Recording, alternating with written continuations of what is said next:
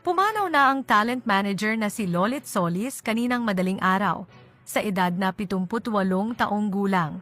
Kinumpirma ito mismo ng aktor na si Nino Mulak sa pamamagitan ng social media post. Paalam Nanay Lolit Solis, rest in peace Nanay Lolit Solis.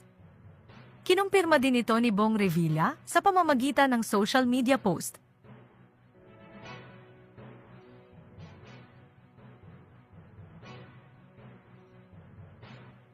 Wala pang inilalabas na opisyal na pahayag ang pamilya ni Lolit Solis tungkol sa pagpanaw nito, subalit nitong mga nakaraang taon ay nakipaglaban siya sa kanyang mga sakit partikular na.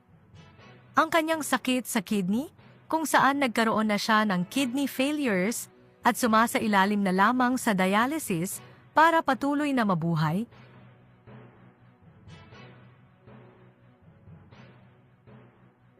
Bukod dito ay nagkaroon din siya ng sakit na pneumonia.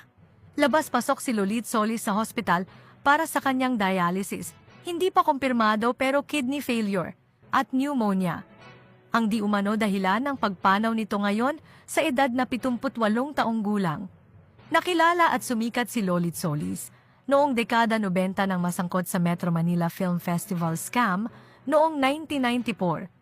Kilala rin siya bilang manager ng mga artista tulad ni Bong Revilla, Paulo Contis, Nino Mulak, Gabby Concepcion, at iba pa.